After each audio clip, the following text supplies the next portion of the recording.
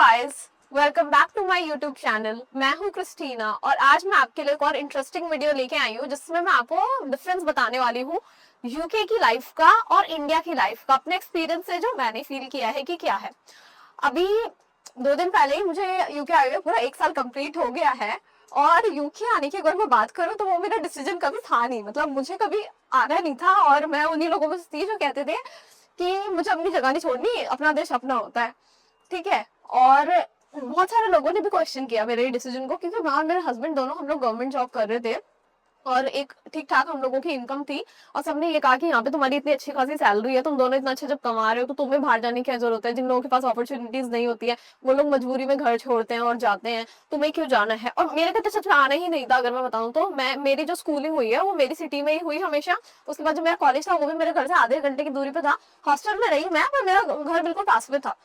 फिर लकीली मेरी जॉब लग गई, गवर्नमेंट जॉब भी मेरी स्टेट में, और वो भी मेरा जो जॉब थी वो मेरे घर से आधे 1 घंटे की दूरी पे थी। तो मुझे अपना स्टेट कभी छोड़ना ही नहीं पड़ा और मैं अपने घर पे रह के सब कुछ किया। और उसके बाद में मैं डायरेक्ट यहाँ पे यूके मूव हो गई। अब वो क्यों हुई, उसका ये रीजन था कि मेरे हस्बैंड यूके ऑलरेडी मूव हो गए थे और मतलब उन्होंने डिसाइड किया बेटर करियर अपॉर्चुनिटीज के लिए कि उनको यूके जाना है। और फिर उन्होंने मुझे भी कन्विंस किया। कन्विंस तो मैं नहीं थी, बट ऐसे अलग अलग रह के सब चीज ऐसे मैनेज करना बहुत मुश्किल था, तो मैं मूव हो गई। अभी 1 साल मुझे हुआ है और मैंने क्या डिफरेंस फील किया है ना, मैं आपको बताती हूँ। तो अगर जनरली मैं बात करूँ ना तो उतना बुरा नहीं था ये डिसीजन यूके आने का। ये मेरे को भी धीरे धीरे रियलाइज होने लगा है जब मैंने यहाँ पे यहाँ की लाइफ देखी। अभी किसी भी चीज को आप एकदम से नहीं समझ सकते हो, किसी भी जगह किसी भी डिफरेंट कंट्री की लाइफ, उसका कल्चर सब समझने के लिए टाइम लगता है। और अभी भी मुझे बहुत सारी चीजें हैं जो धीरे धीरे करके रियलाइज होंगी, समझ आएंगी। बट अभी तक में जो मैंने फील किया है वो क्या है मैं आपको बताती हूँ। मेरे बाल देख सकते हैं आप कितना उड़ रहे हैं, बहुत हवा चल रही है क्योंकि आज बारिश हो रही है बहुत ज्यादा यहाँ पे। और वैसे तो अभी मार्च है, विंटर्स थोड़ा थोड़ा जाने लगे हैं, ब्राइटर मॉर्निंग्स थोड़ी होने लगी हैं, और अभी भी ठंडा है। और जिस दिन बारिश वारिश होती है ना तो उस दिन अच्छा खासा ठंडा हो जाता है यहाँ पे। बट फिर भी प्लेजेंट है अभी मौसम, अभी उतने ज्यादा विंटर्स नहीं है। तो 1 साल जैसे मुझे हुआ तो मैंने क्या क्या चीजें नोटिस की। तो सबसे पहले लोग बात करते थे कि तुम यहाँ पे इतनी सैलरी तो कमाओगे, लेकिन उससे ज्यादा तुम टैक्स दे दोगे तो तुम्हारे पास बचेगा क्या। तो टैक्स तो देखो गाइस देना पड़ता है, और टैक्स से एक अच्छा खासा अमाउंट जो है वो कट जाता है टैक्स में। लेकिन अगर मैं बात करूँ ना सर्विसेज की, तो यहाँ पे गवर्नमेंट जो अपने सिटीजन्स को सर्विसेज देती है वो ना जितना टैक्स काटती है मैं कहूंगी वो पूरा पैसा वसूल उसको बोला जा सकता है। क्योंकि जिस कंफर्ट के साथ में और जिस सेफ्टी के साथ में यहाँ के लोग रहते हैं वो एक बहुत बड़ी चीज है। अगर एक मैं नॉर्मल इंसान के हिसाब से बात करूं तो जो मैंने इंडिया में लाइफ देखी, अब देखो मैं इंडिया को कोई ऐसा इंडिया के बारे में बुरी बातें नहीं कह रही हूँ, नेगेटिव नहीं बोल रही हूँ। मैंने जो रियलिटी जो लाइफ देखी है ना दोनों में डिफरेंस में वो चीज बता रही हूँ। क्योंकि इसमें तो कोई दो राय है नहीं कि यूके ऑब्वियसली इंडिया से बहुत ज्यादा डेवलप्ड है। इंफ्रास्ट्रक्चर की बात करो या फिर किसी भी चीज की बात करो, ठीक है, तो यहाँ पे डेवलपमेंट ज्यादा है। तो बेसिकली यहाँ पे जो गवर्नमेंट है ना वो अच्छी खासी फैसिलिटीज देती है अपने सिटीजन को, अगर वो टैक्स लेती है तो। जनरली बात करें आप यहाँ पे बाहर निकल के देख लो, रोड्स देख लो, आप यहाँ का ट्रांसपोर्ट देख लो, पब्लिक ट्रांसपोर्ट, स्टोर्स देख लो, हॉस्पिटल्स देखो, एजुकेशन की फैसिलिटीज देखो, मतलब क्या कुछ नहीं दे रही है गवर्नमेंट। यहाँ पे लोगों को, यहाँ पे लोग बोलते हैं ना कि अरे फॉरेनर्स तो क्या है, उनको कुछ लाइफ वो कुछ नहीं है इंडिया के लोगों के जैसा, वो पैसा वैसा जोड़ते नहीं है, वो बस अपने हॉलीडेज पे जाते हैं और उनको कुछ अता पता ही नहीं रहता है। तो वो क्यों करेंगे, उनकी गवर्नमेंट उनके लिए कर रही है ना। अगर वो टैक्स दे रहे हैं तो उनकी गवर्नमेंट उनको सब कुछ प्रोवाइड करिएगा। और सच में ये तो रियलिटी है कि वो लोग नहीं सोचते हैं पैसा बचाने के बारे में, वो लोग काम करते हैं और वो बस अपनी हॉलीडेज प्लान करते हैं और उसमें वो पैसा डालते हैं। क्यों? एजुकेशन फ्री है, हेल्थ केयर फ्री है, अच्छी खासी सब फैसिलिटीज हैं। क्योंकि बेसिकली हम लोग बचपन से हम लोगों को क्या सिखाया जाता है, पैसे जोड़ने हैं, आप जॉब कर रहे हो तो आपको पहले अपने इमरजेंसी कोई सिचुएशन जिसमें सबसे पहले प्रायोरिटी आती है हेल्थ केयर की, उसके लिए पैसा बचाओ। फिर आगे अगर बच्चे पढ़ रहे हैं तो पेरेंट्स बेचारे बच्चा पैदा होते ही सोचने लग जाते हैं कि अरे अभी ये स्कूल जा रहा है, अभी इतना खर्चा जाएगा, अभी कॉलेज जा रहा है उसके बाद इतना खर्चा जाएगा, तो उसके लिए लोग पैसे बचाने लग जाते हैं। पर यहाँ पे लोग नहीं सोचते हैं ऐसा। तो एक एक चीज के बारे में अगर मैं बात करूँ आपसे, तो सबसे पहले मैं बात करती हूँ हेल्थ केयर के बारे में। हेल्थ केयर के बारे में मैं इसलिए बात कर रही हूँ क्योंकि मैं हॉस्पिटल में काम करती हूँ, मैं एनएचएस में एज अ रजिस्टर्ड नर्स में काम कर रही हूँ, और मैंने इंडिया में भी गवर्नमेंट हॉस्पिटल में काम किया है। तो मैं डिफरेंस दोनों का बताती हूँ सबसे पहले, क्योंकि बेसिक जो हमारी नीड्स होती हैं वो सबसे पहले उसमें हेल्थ केयर प्रायोरिटी आती है। तो गवर्नमेंट हॉस्पिटल में अगर हम इंडिया में जाएं तो सबसे पहली बात तो अगर कोई बंदा एक सही ट्रीटमेंट चाहता है और वो अफोर्ड कर सकता है तो वो कभी भी गवर्नमेंट का ऑप्शन नहीं चूज करेगा इंडिया में, क्योंकि सबको पता है कि गवर्नमेंट हॉस्पिटल्स में कैसा ट्रीटमेंट होता है। और मैं ये नहीं कह रही हूँ कि कुछ बुरा होता है या कुछ गलत होता है, बट रिसोर्सेज नहीं अवेलेबल है और इस हिसाब से सर्विसेज नहीं मिल पाती है लोगों को, और ट्रीटमेंट उस हिसाब से नहीं मिल पाता है क्योंकि डॉक्टर्स हैं और पेशेंट्स का जो रेशियो है, जो नंबर है वो इतना ज्यादा रहता है। हॉस्पिटल में बेड अवेलेबल नहीं होते हैं, कितने टाइम पे जमीन पे होते हैं पेशेंट्स, और इमरजेंसी में जाओ एक बेड पे 2-2 3-3 पेशेंट हैं, वरना वेटिंग एरिया में स्ट्रेचर पे पेशेंट दिन दिन भर इतने टाइम पर पड़े हैं। और जब मैं वहाँ पे थी ना गवर्नमेंट हॉस्पिटल में, आपको पता है इंडिया में कैसा होता है, अगर कोई गवर्नमेंट हॉस्पिटल में काम कर रहा होता है और कोई भी जानने वाला है तो सब कॉल करके बोलते हैं कि हमारी हेल्प करा दो, क्योंकि सबको ऐसा है कि थोड़ी सी मतलब कोई जान पहचान वाला होगा तो बेटर सर्विसेज मिलेंगे। तो एक दिन मुझे एक कॉल आया, मतलब मैं उनको जानती नहीं थी, वो किसी के थ्रू उन्होंने मुझे कॉल किया, तो इमरजेंसी में आए थे और उनको 2-3 दिन हो गए थे, उनको बेड नहीं मिल पा रहा था। और बेसिकली वो आंटी जी जो थी ना, वो बहुत ओवरवेट थी और वो स्ट्रेचर पे आ भी नहीं पा रही थी और 3 दिन से वो स्ट्रेचर पे थी। तो बेसिकली ये हालत, ये मैंने एक एग्जांपल दिया है, ऐसे हजारों एग्जांपल्स हैं जिसके मैं डेप्थ में नहीं जाना चाहती हूँ। बट बेसिकली देखा जाए तो गवर्नमेंट हॉस्पिटल में अगर कोई जा रहा है तो उस बेचारे को एक जैसा वो ट्रीटमेंट की मैं बात ही कर रही हूँ, डॉक्टर्स बहुत अच्छे हैं, डॉक्टर्स अच्छे हैं और स्टाफ ट्रेंड है, नर्सेज बहुत एजुकेटेड और ट्रेंड है, सब कुछ है, बट रिसोर्सेज नहीं है ना। वो बेचारे क्या करेंगे, बेड नहीं है और हॉस्पिटल में सामान नहीं आ रहा है, कोई गरीब बेचारा आ रहा है। अभी किसी भी गरीब को अगर देखा जाए इंडिया में कुछ भी हो रहा है तो वो क्या करेगा, किसी उसको कोई हेल्थ इमरजेंसी आएगी, बेचारा गवर्नमेंट हॉस्पिटल में जाएगा, क्योंकि ऑब्वियसली वो प्राइवेट अफोर्ड नहीं कर सकता। अगर प्राइवेट में तो इमरजेंसी में जाओ तो 400 से 500 रुपए का तो पर्चा ही कट जाता है, तो गरीब कहाँ से लाएगा। तो वो ये सोचे कि हमें गवर्नमेंट हॉस्पिटल में फ्री चीजें मिलेंगी तो वो गवर्नमेंट हॉस्पिटल में जाते हैं। बट मैं आपको गवर्नमेंट हॉस्पिटल की हालत बताती हूँ, वहाँ पे क्या है, ग्लव्स तक पेशेंट्स को लिख के देते हैं कि तुम लेकर आओ, क्योंकि है ही नहीं, आ ही नहीं रहा है, तो वो कहाँ से लाएंगे। तो बेचारा गरीब गवर्नमेंट हॉस्पिटल में आ जाता है और उसके बाद में उसको जो थोड़ी बहुत मेडिसिन होती हैं वो अंदर से मिलती हैं। हाँ ठीक है, हॉस्पिटल में जो इतना बेड चार्जेस होते हैं प्राइवेट में वो उतने ज्यादा नहीं होते हैं, बट फिर भी ऐसा है कि अगर कोई उनको बड़ी बीमारी के लिए उनका ट्रीटमेंट हो रहा है तो महंगी महंगी दवाइयां हैं, आधी जो अंदर अवेलेबल नहीं होती है उन बेचारों को लेके आनी पड़ती है, कि वो अफोर्ड भी नहीं कर पा रहे तब भी। तो बहुत मतलब उनको अगर किसी पे प्रॉब्लम आ गई इंडिया में, चाहे गरीब की बात करो मिडिल क्लास की बात करो, कोई हेल्थ इमरजेंसी आ गई ना, तो फिर वो एक बहुत बड़ी प्रॉब्लम हो जाती है उस इंसान के लिए। बट यहाँ पे मैंने क्या देखा है हॉस्पिटल्स में जाके, गाइस हॉस्पिटल यहाँ पे उतनी बुरी जगह है नहीं वैसे, क्योंकि एक बार बंदा यहाँ पे जो गवर्नमेंट के हॉस्पिटल्स हैं जिसको एनएचएस ट्रस्ट बोला जाता है उसमें अगर आ गया तो सारी की सारी रिस्पॉन्सिबिलिटी उन लोगों की है। बस एक बार पेशेंट अंदर आना चाहिए, उसके बाद जो उसकी फैमिली है ना उनको एक भी रुपया देना है, ना ही उनको कुछ भी उसकी केयर करनी है पेशेंट की।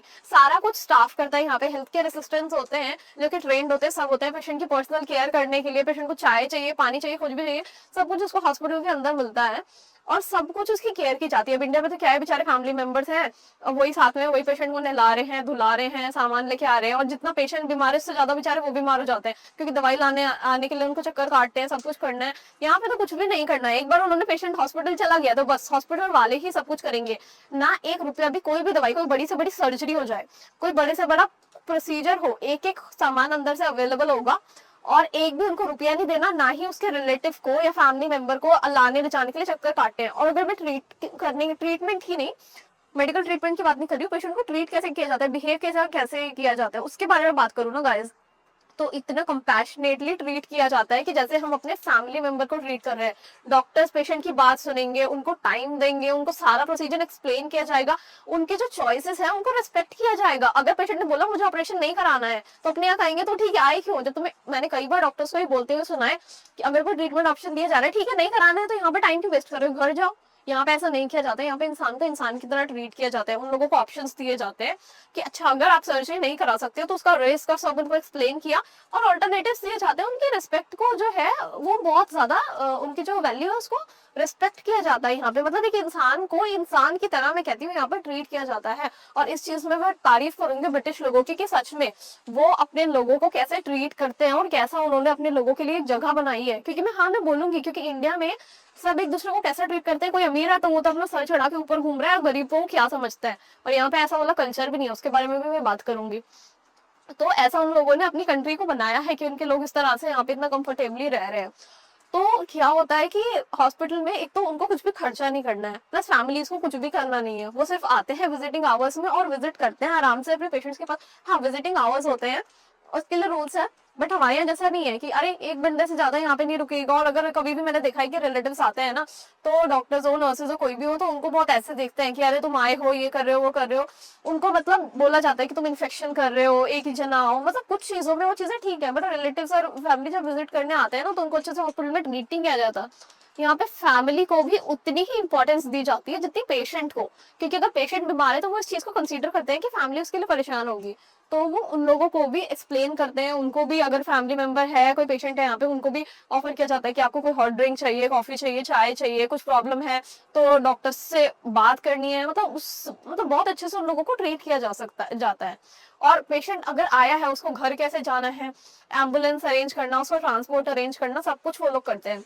और उसके अलावा अगर कोई बेचारा अब डिस्चार्ज होकर जा रहा है और वो इस लायक नहीं है कि अभी वो अपने नॉर्मल फंक्शन कर पाए या फिर अपनी केयर कर पाए, तो उसको पैकेज ऑफ केयर के साथ यहाँ पे डिस्चार्ज किया जाता है कि मतलब उनके घर पे केयरर्स आएंगे और जो भी उनको नीड है वो सब फुलफिल करेंगे। डिफरेंट डिफरेंट यहाँ पे हेल्थ केयर टीम्स होती हैं, जैसे कि कम्युनिटी नर्सेज होते हैं, डिस्ट्रिक्ट नर्सेज होते हैं, जो जाके अगर कोई पेशेंट कैथेटर के साथ गया है या फिर किसी भी वो प्रॉब्लम के साथ गया है जो घर पे मैनेज नहीं कर सकता है, जैसे स्टोमास वगैरह होते हैं, तो वो वहाँ पे उनको मैनेज करने में हेल्प करेंगे। मतलब इतनी यहाँ पे हेल्थ फैसिलिटीज दी जाती है अगर बात करें तो हेल्थ फैसिलिटीज की।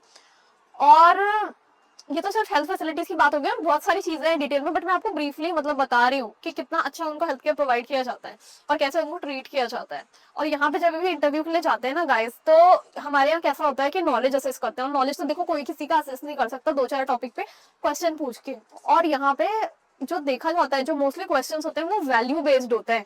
यहाँ पे वैल्यू पे कि कंपैशन कैसा है, तुम्हारा कम्युनिकेशन कैसा है, ये सब चीजों के असेस करते हैं। क्योंकि बेसिकली अगर आप इंटरव्यू देने आ रहे हो तो आप एक प्रोफेशनल हो, आपने प्रोफेशनल कोर्स किया है, ठीक है, लेकिन कैसे आप लोगों को ट्रीट कर रहे हो वो आपको कोई नहीं सिखा सकता। तो वो उस चीज पे क्वेश्चंस होते हैं कि कैसे आप पेशेंट को ट्रीट करोगे। तो यहाँ पे कंपैशन को, कम्युनिकेशन को, ये सब वैल्यूज को इतनी इंपॉर्टेंस दी जाती है ना गाइस, कि यहाँ पे लोगों के लिए जो एक एनवायरनमेंट होता है वो बहुत अच्छा होता है। अभी ये तो हेल्थ केयर की बात हो गई। अब एजुकेशन की मैं बात करूं तो हमारे यहाँ होता है कि अगर एक बच्चा बेचारा पैदा हुआ है तो उसके पेरेंट्स बेचारे उसके पैदा होते ही पैसे जोड़ने लग जाते हैं कि अब एडमिशन कराना है, इतना डोनेशन देना पड़ेगा, और आगे जाके कोई उसको अगर कुछ भी कोर्स करना है, जो भी नॉर्मल कोर्सेज है उसमें भी लाखों लाखों का खर्चा आता है। तो पेरेंट्स बेचारे इतना इतना पैसे जोड़ने लग जाते हैं। अब कोई बेचारा गरीब भी है, अब हर कोई चाहेगा ना कि उसका बच्चा अच्छा पढ़े, तो कोई गरीब भी होगा वो बेचारा अपना पेट काट के पैसे जोड़ेगा कि अपने बच्चे को कोर्स कराए और सब कराए। और अनएम्प्लॉयमेंट की तो हालत कैसी है इंडिया में, एम्प्लॉयमेंट कैसा है वो तो सभी जानते हैं अभी, क्योंकि इतना कॉम्पिटिशन हो गया और अच्छी जॉब्स मिलना बहुत मुश्किल है। तो बेचारे लोग अपने बच्चों के पैसे इतना मतलब पढ़ाई के लिए इतने ज्यादा पैसे उसमें लगाते हैं। पर यहाँ पे ऐसा नहीं है। यहाँ पे आप कोई भी प्रोफेशनल कोर्स करने आओ, सब कुछ फ्री है। गवर्नमेंट तुमको बल्कि उल्टा पैसे दे रही है। अभी तो मैं स्टूडेंट नर्स से बात करी थी, तो मैंने पूछा कि आप लोगों का कैसा होता है, मतलब आपको कोई स्टाइपेंड वगैरह मिलता है और फी वगैरह कुछ कुछ थोड़ा बहुत भी पे करना पड़ता है क्या, एडमिशन फी। तो उन्होंने बताया कि कुछ ऐसा पे नहीं करना पड़ता है, मतलब फी उनकी होती है बट उनको वो पे नहीं करना पड़ता है।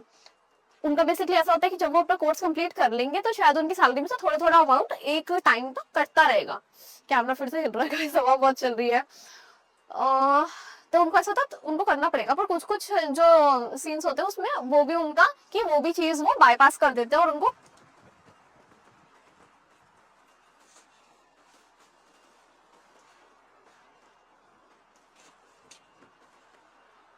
बट कुछ कुछ केसेस में तो वो भी उनको पे नहीं करना पड़ता है। और साथ में कोर्स के साथ में गवर्नमेंट उनको एक स्टाइपेंड देती है जिससे वो अपने ट्रैवल का और अपना अकोमोडेशन का जो है एक्सपेंसेस मैनेज कर पाए। तो पेरेंट्स को लोड ही नहीं है बच्चों का कि अरे अब बच्चा कॉलेज जा रहा है उसको कोर्स कराना है। और इसलिए यहाँ पे लोग प्रोफेशनल कोर्सेज करने के बारे में सोच सकते हैं अगर वो जनरली इंटरेस्टेड है, उनको कैपेबिलिटी है तो डॉक्टर, इंजीनियर, पायलट वो कुछ भी बन सकते हैं। ऐसा नहीं है कि पहले उन्हें सोचना पड़ेगा कि हमारे पेरेंट्स इतना पैसा हमारे लिए कहाँ से लाएंगे, या फिर बेचारे पेरेंट्स को दिन रात मेहनत करके ये सब करना पड़ेगा। और तो ये है एजुकेशन की बात। अब दूसरी अगर मैं बात करूं, तीसरी, कि इंडिया में सोशल जो सिस्टम है, तो मैंने बोला कि जो अमीर है वो अपने आप को कुछ अलग ही समझता है और जो गरीब है उस बेचारे को कुछ समझा नहीं जाता है। और कहीं पे भी देखा जाए तो इनके साथ कुछ गलत हो रहा है, कोई हो रहा है, कोई उनको सुनने वाला नहीं है। यहाँ पे मैंने वो इनइक्वालिटी नहीं देखी। यहाँ पे मैंने सब लोगों को एक लेवल पे देखा है। सब लोग एक दूसरे की रिस्पेक्ट करते हैं, एक दूसरे को अच्छे से बात करते हैं, और एटिकेट्स जो है वो सब लोगों में है यहाँ पे। ऐसा नहीं है कि कोई बेचारा जा रहा है, गरीब जा रहा है तो कोई उसको अपने उसमें निकल जाएगा और कोई उसको कुछ भी उल्टा सीधा बोल देगा, कुछ भी यहाँ पे ऐसा नहीं है। यहाँ पे सब लोग एक दूसरे को बहुत रिस्पेक्टफुली ट्रीट करते हैं, क्योंकि जो एक गैप है ना इंडिया में, जो एक गरीब और अमीर के बीच का गैप है वो बहुत बड़ा है। इंडिया में लोग जो है, जो अमीर है वो तो बड़ी बड़ी कोठियों में, बंगलों में रह रहे हैं, और जो गरीब है वो बेचारा झोपड़ी में रह रहा है। तो यहाँ पे ऐसा नहीं है। यहाँ का अगर मैं आपको कभी दिखाऊंगी सोसाइटीज और सब कैसा होता है, जो लोकेलिटीज होती है वो कैसी होती है, तो सबके घर एक जैसे ही होते हैं मोस्टली। हाँ, इंटीरियर अलग होगा, घर छोटा बड़ा सब हो सकता है, पर मोस्टली एक जैसे ही सबके घर होते हैं और सभी अच्छे से रहते हैं। ऐसा नहीं कि एक झोपड़ी में रह रहा है और एक महल में रह रहा है, यहाँ पे ऐसा नहीं है। और जो इनकम की बात है, तो यहाँ पे अगर कोई आप छोटी छोटी भी जॉब कर रहे हो ना, तो एक मिनिमम वेजेस है जो कि गवर्नमेंट की तरफ से सेट है, जो कि लोगों को पे करना ही करना है। उससे कम कोई किसी को पे नहीं कर सकता है। तो किसी का एक्सप्लॉयटेशन नहीं है। ऐसा नहीं है कि अगर कोई 1-2 लाख रुपए कमा रहा है तो वो किसी को 10,000 में नौकर रख लेगा, कि कोई तो पूरे 2 लाख रुपए महीने के देके काम कर रहा है, मतलब उसको इतने मिल रहा है, और कोई बेचारा पूरा उतना अपना काम कर रहा है, मजदूरी कर रहा है, तो 10,000 ही कमा रहा है। तो यहाँ पे वो इनइक्वालिटी नहीं है। यहाँ पे मिनिमम सबको उतनी वेजेस मिलती है कि आप काम करो और आप अपना सर्वाइव कर पाओ। तो यहाँ पे क्या है ना, अगर कोई भी बंदा काम पे जा रहा है ना, तो वो इतना अर्न कर रहा है कि वो सर्वाइव कर सके, वो एक अच्छा हेल्दी खाना अपने लिए खा सके, वो हॉलीडेज पे भी जा सके, वेकेशंस पे जा सके, वो कार ड्राइव कर पाए, वो घर ओन कर पाए। तो इतना हर कोई यहाँ पे मिनिमम अर्न करता है। तो दूसरी बात है, जो कि फिर इंडिया में गैप है ना अमीर और गरीब के बीच का, वो बहुत बड़ा है। कि अमीर जो है, जो कमा रहा है अच्छा, जिसका बिजनेस चल रहा है, वो तो रह रहे हैं बड़ी बड़ी कोठी में, बंगलों में। वो गरीब बेचारा कोई झोपड़ी में रह रहा है, या फिर कितनी मुश्किल चीजों में रह रहा है। वो किसी के तो घर में एसी लगे हैं सारे कमरों में, कोई के बेचारे के पास पंखा भी है। ऐसा यहाँ पे नहीं है बिल्कुल भी।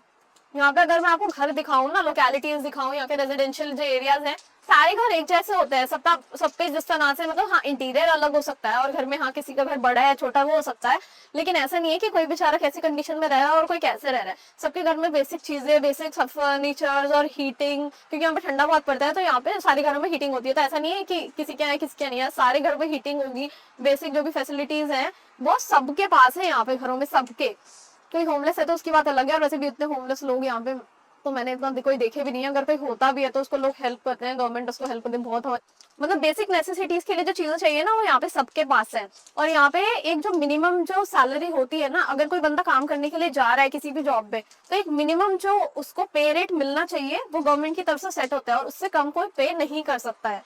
तो वो सबको मिलता है। तो हर कोई जो चाहे वो स्वीपर हो, यहाँ पे डोमेस्टिक हो, हाउसकीपिंग हो, कोई लेबरर हो, ड्राइवर है, क्या ड्राइवर्स को तो अच्छा पेमेंट मिलता है, और चाहे कोई स्टोर में काम कर रहा है, सबको एक मिनिमम पेमेंट मिलता है। और एक आवर्स होते हैं, कितने आवर्स तक आपको, मतलब एक इतना कॉन्ट्रैक्ट है, इतना काम करोगे इतने दिन आपको छुट्टी मिलेगी। और उतना काम करके जो एक सैलरी मिलती है ना, वो इनफ होती है लोगों के लिए कि वो सर्वाइव कर पाए, अपनी बेसिक नेसेसिटीज फुलफिल कर पाए, और साथ में वो अपने वीकेंड्स एंजॉय कर पाए, पार्टीज कर पाए, हॉलीडेज पे जा पाए। लेकिन हमारे अगर देखा जाए तो, अगर हम किसी की बात करें कि कोई बड़ा अच्छा कमा रहा है, कोई कॉर्पोरेट एम्प्लॉय है, डॉक्टर इंजीनियर, तो कोई भी हाई अर्निंग है ना, वही ये लाइफ एक्सपेक्ट कर सकता है जीने के लिए। लेकिन यहाँ पे जो एक बंदा छोटा मोटा काम भी कर रहा है ना, वो भी एक अच्छी लाइफ जी सकता है। यहाँ का ऐसे रूल्स है। और हमारे यहाँ देखा जाए तो कितना वैल्यू किया जाता है ना, कि अरे गवर्नमेंट जॉब है, गवर्नमेंट जॉब है तो लड़के को दहेज मिल रहा है। यहाँ पे तो गवर्नमेंट जॉब क्या है नहीं है ना, कोई पूछता ही नहीं है, क्योंकि यहाँ पे कोई किसी को एक्सप्लॉइट नहीं कर सकता। हमारे जैसे एक्सप्लॉइटेशन है ना, कि किसी को काम के लिए रखा है, आपके कोई पूरे घर में काम कर रहा है और 10,000 रुपए महीने का उस बेचारे को मिल रहा है। तो यहाँ पे ऐसा नहीं है। यहाँ पे इसीलिए लोग, यहाँ पे सब लोग खुद से काम क्यों करते हैं, क्योंकि यहाँ पे कोई किसी को ऐसे घर में काम करने के लिए नहीं रख सकता है, क्योंकि जितना वो कमा रहे हैं मिनिमम पे रेट उसको उतना भी देना है। उतना ज्यादा कोई मेजर डिफरेंस नहीं है। हाँ, कई कई प्रोफेशंस को जैसे IT जॉब्स हो गए और कुछ और जॉब्स हो गए, हाँ थोड़ा पे रेट उनमें ज्यादा है, ऐसा नहीं है कि सबका सेम है, बट एक मिनिमम सबको देना ही देना है, और वो भी एक अच्छा खासा है। तो यहाँ पे वो चीज है। तो यहाँ की लाइफ बहुत अलग है। हमारे जैसे गवर्नमेंट जॉब्स को इतनी वैल्यू दी जाती है ना, यहाँ पे इसीलिए नहीं दी जाती है क्योंकि यहाँ पे सभी लोग अर्न कर रहे हैं, सबको फैसिलिटीज मिल रही है यहाँ पे। तो लाइफ बहुत डिफरेंट है। दोनों ही कंट्रीज है, दोनों में ही लोग जॉब कर रहे हैं, अपना घर चला रहे हैं, सब कर रहे हैं, लेकिन यहाँ पे देखा जाए तो डिफरेंस बहुत ज्यादा है। तो ये मैंने डिफरेंस फील किया। फिर मुझे लगा कि यार यहाँ पे अगर हम रहेंगे तो उतना भी बुरा नहीं है ना। मतलब अगर हम हवा की बात करें ना, हवा तो उतना भी बुरा नहीं है, क्योंकि अगर आप देखो ना, साफ सफाई है सब जगह में। मैं इंडिया में थी तो मुझे सीजनल एलर्जीज होते थे, क्योंकि सीजन जब चेंज होता था तो साल में 2 बार, मार्च और सितंबर अक्टूबर के टाइम पे ना मुझे बहुत वैसा लगता था मुझे, तो मेरे को सीजनल एलर्जीज होती थी। तो इंडिया में क्या है ना, जब मैं थी तो मेरे को साल में कई बार ना सीजनल एलर्जीज होती थी और उसके लिए मैं दवाइयाँ खाती थी, और कई बार तो वो चीजें महीने महीने तक एक बार स्टार्ट हुई तो कंटिन्यू होती थी। मैंने सोचा था कि कहीं मेरे को कोई ऑटोइम्यून डिजीज तो नहीं है, मैंने इतने टेस्ट कराए, सब कराया, मुझे डस्ट से इतनी सब चीजों से इतनी एलर्जी थी, लेकिन कुछ नहीं आया उसमें। जब मैं यहाँ पे आई ना, तो उसके बाद से गाइस टच वुड मुझे अभी तक एक छींक भी नहीं आई है। और इंडिया में जब मैं थी तो कई बार ऐसा होता था कि कई टाइम में कभी फूड पॉइजनिंग हो गया, कभी कुछ हो गया, कभी कुछ।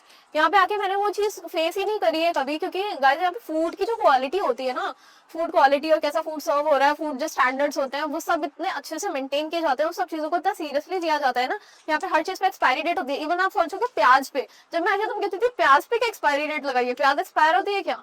तो यहाँ पे हर चीज की एक एक्सपायरी डेट होती है, और ये सब चीजों को इतना सीरियसली लिया जाता है यहाँ पे। इसीलिए यहाँ पे लाइफ एक्सपेक्टेंसी इतनी ज्यादा है। यहाँ के अगर लोगों को देखा जाए ना तो 90-95 ईयर्स तक भी यहाँ पे नॉर्मल है। यहाँ पे वो चीज, वो इंडिपेंडेंटली रहते हैं, अपने मार्केट जाते हैं, खुद शॉप्स जाते हैं, काम करते हैं, ट्रैवल करते हैं, वो सब कुछ अपना खुद करते हैं। तो यहाँ पे ऐसा क्यों है? ये सब चीजों की वजह से, क्योंकि हम बेसिकली हमें सांस लेने के लिए साफ हवा मिल रही है यहाँ पे, कोई पोल्यूशन यहाँ पे नहीं है, अडल्ट्रेशन नहीं है यहाँ पे, क्योंकि करप्शन नहीं है ना उतना, तो सारे स्टैंडर्ड्स मेंटेन हो रहे हैं। अपने यहाँ तो क्या है, करप्शन के चक्कर में गवर्नमेंट अगर देना भी चाह रही है ना, सारी गलती गवर्नमेंट की नहीं है, लेकिन क्या है कि करप्शन इतना है ना कि जो गवर्नमेंट देना भी चाह रही है ना वो लोगों को मिल ही नहीं पाता। और प्लस पॉपुलेशन, हर चीज में करप्शन है, क्योंकि लोगों को हर चीज में प्रॉफिट चाहिए। लोग अपने प्रॉफिट के लिए सिर्फ अपना प्रॉफिट करने की सोच रहे हैं, ऐसा नहीं सोच रहे हमारे प्रॉफिट के चक्कर में दूसरे का क्या नुकसान कर रहे हैं।